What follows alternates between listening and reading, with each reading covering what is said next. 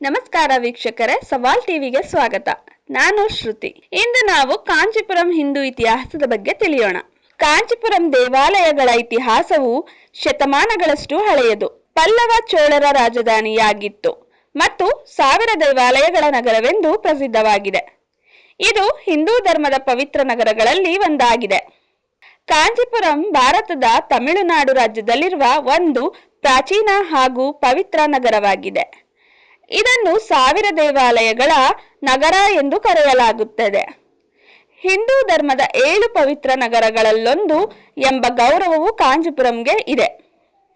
ಶೈವ ಹಾಗೂ ವೈಷ್ಣವ ಧರ್ಮಗಳ ಪ್ರಮುಖ ಕೇಂದ್ರವಾಗಿರುವ ಈ ನಗರವು ದೇವಾಲಯಗಳ ವಾಸ್ತುಶಿಲ್ಪ ಮತ್ತು ಧಾರ್ಮಿಕ ಪರಂಪರೆಯಿಂದ ಪ್ರಸಿದ್ಧವಾಗಿದೆ. ಕಾಂಚೀಪುರಂ ಇತಿಹಾಸವು ಕ್ರಿಸ್ತಪೂರ್ವ ಕಾಲಕ್ಕೆ ಸೇರಿದೆ. ಪಲ್ಲವರು, ಚೋಳರು, ಪಾಂಡ್ಯರು ಹಾಗೂ ವಿಜಯನಗರ ಸಾಮ್ರಾಜ್ಯಗಳು ಇಲ್ಲಿ ಆಳ್ವಿಕೆ ನಡೆಸಿದ್ದು ದೇವಾಲಯಗಳ ನಿರ್ಮಾಣಕ್ಕೆ ಅಪಾರ ಕೊಡುಗೆ ನೀಡಿದ್ದಾರೆ. ವಿಶೇಷವಾಗಿ ಪಲ್ಲವ ರಾಜರು ಕಾಂಚೀಪುರಂನನ್ನು ತಮ್ಮ ರಾಜಧಾನಿಯಾಗಿಸಿಕೊಂಡು ಭವ್ಯ ದೇವಾಲಯಗಳನ್ನು ನಿರ್ಮಿಸಿದರು. ಕಾಂಚೀಪುರಂನ ಪ್ರಮುಖ ದೇವಾಲಯಗಳಲ್ಲಿ ಏಕಾಂಬರನಾಥರ್ ದೇವಾಲಯ, ಕೈಲಾಸನಾಥರ್ ದೇವಾಲಯ ಮತ್ತು ವರದರಾಜ ಪೇರುಮಾಳ್ ದೇವಾಲಯ ಪ್ರಮುಖವಾಗಿವೆ. ಏಕಾಂಬರನಾಥರ್ ದೇವಾಲಯವು ಪಂಚಭೂತ ಕ್ಷೇತ್ರಗಳಲ್ಲಿ ಭೂತತ್ವವನ್ನು ಪ್ರತಿನಿಧಿಸುವ ಶೈವ ದೇವಾಲಯವಾಗಿದೆ. ಕೈಲಾಸನಾಥರ್ ದೇವಾಲಯವು ಪಲ್ಲವ ವಾಸ್ತುಶಿಲ್ಪದ ಅದ್ಭುತ ಉದಾಹರಣೆಯಾಗಿದ್ದು ಶಿಲ್ಪಕಲೆಯ ವೈಭವವನ್ನು ತೋರಿಸುತ್ತದೆ. ವರದರಾಜರ್ ಪೇರುಮಾಳ್ ದೇವಾಲಯವು ವೈಷ್ಣವ ಧರ್ಮದ ಅತ್ಯಂತ ಪವಿತ್ರ ಕ್ಷೇತ್ರಗಳಲ್ಲಿ ಒಂದಾಗಿದೆ. ಈ ದೇವಾಲಯಗಳು ಕೇವಲ ಪೂಜಾ ಕೇಂದ್ರಗಳಷ್ಟೇ ಅಲ್ಲದೆ ಶಿಕ್ಷಣ, ಸಂಗೀತ, ನೃತ್ಯ ಮತ್ತು ಸಂಸ್ಕೃತಿಯ ಕೇಂದ್ರಗಳಾಗಿಯೂ ಕಾರ್ಯನಿರ್ವಹಿಸಿವೆ. ಇಲ್ಲಿ ವೇದಗಳು, ಶಾಸ್ತ್ರಗಳು ಹಾಗೂ ಕಲೆಗಳ ಅಧ್ಯಯನ ನಡೆಯುತ್ತಿತ್ತು.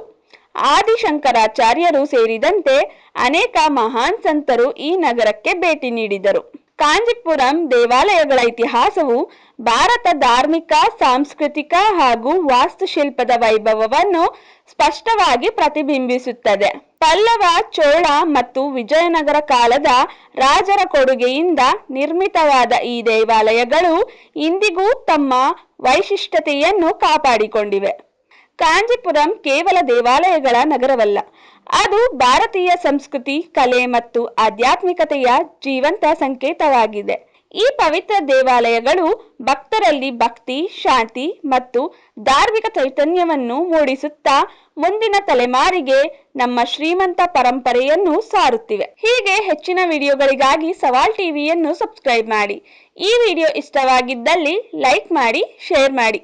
ನಿಮ್ಮ ಅನಿಸಿಕೆಗಳನ್ನು ಕಮೆಂಟ್ನ ಮೂಲಕ ನಮಗೆ ತಿಳಿಸಿ.